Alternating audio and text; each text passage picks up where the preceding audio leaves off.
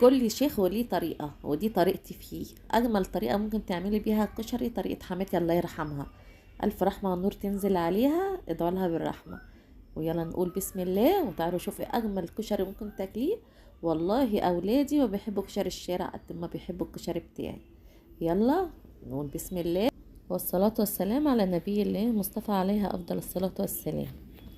ما تنسونيش بقى بلايك واشتراك في القناة وتفعيل الجرس على الكل عشان يوصل لكم كل الفيديوهات اللي انا بنزلها. بحبكم في الله. معانا هنا بقى كمية كده من البصل، هنحط عليها معلقتين من النشا. النشا هنا بيساعد على القرمشة بتاعة البصل. تمام.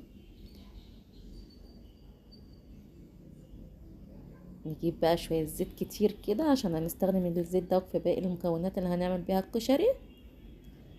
وننزل بقى بالبصل لحد ما يصفر ويحمر كده معانا كويس، ونشيله بقى يدينا لون ذهبي حلو كده، ونشيله من الزيت.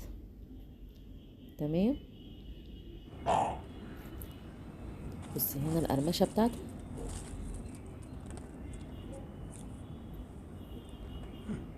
جميل جدا.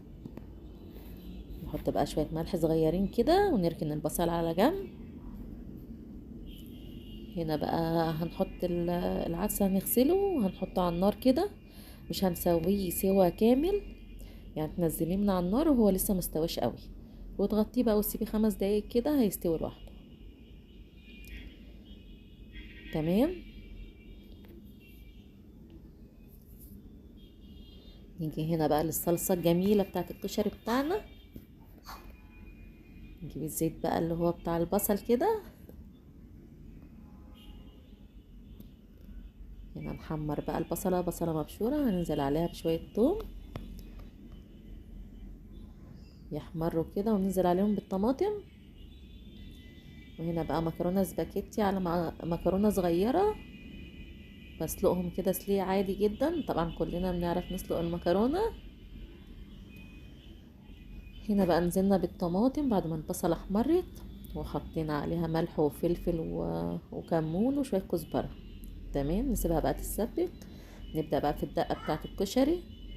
حطيت شوية مية صغيرة عليهم معلقة توم وحوالي 4 معالق خل، وننزل عليهم بقى بمغرفة كبيرة كده من الصلصة اللي احنا عملناها بتاعة الكشري. ننزل بالتوابل بتاعتنا اللي هي طبعا بتاعة الكشري المعروفة، الكزبرة والكمون، شوية فلفل أسمر صغيرين كده، والملح. أجمل دقة ممكن تعمليها، تدي الكشري طعم فعلا جميل جدا. والله يا جماعة اللي هيجرب طريقة الكشري ده فعلا هيدعيلي، طعمه حكاية. هنا بقى نعمل شوية شطة حلوين كده بقى اللي بيحبوا الشطة.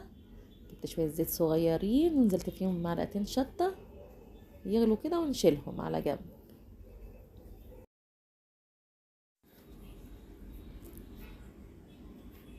هنا المكرونة بقى بعد ما استوت حطيت عليها بقى شوية زيت كده من بتوع البصل واقلبهم، بيديها طعم حلو قوي. هنا بقى معانا شوية زيت كده وننزل عليهم بالشعرية. الخطوة دي محدش بيعملها ابدا في طريقة الكشري بتاعته، بس فعلا بتدي طعم حاجة تانية بصراحة.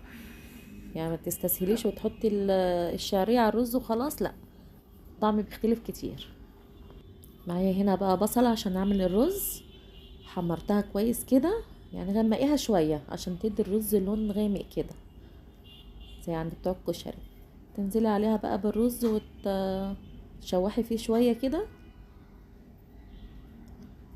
وبعدين هتنزلي بالمية عادي جدا والملح وشوية فلفل، ولما يتشرب بتقوم موطية عليه لحد ما يستوي. هنا الشعرية بقى هنديها لون حلو كده. تمام. بعدين بقى هننزل عليها بشوية مية، نكتر المية شوية لان احنا اكننا بنسلق مكرونة بالظبط، يعني هنكتر المية وهنصفي الشعرية عادي يعني. تمام. هنا بقى احط شوية ملح وفلفل وكمون. الخطوة دي بتفرق كتير قوي في طعم الكشري بتاعنا، جربيها واحكمي بنفسك.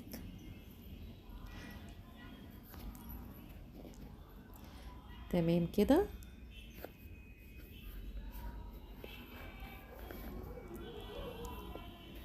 هنا الرز بقى حطينا عليه شوية مية كده وملح وفلفل اسمر، واغطيه بقى لحد ما يتشرب، واوطي عليه، وطلع معانا اجمل رز جميل جدا.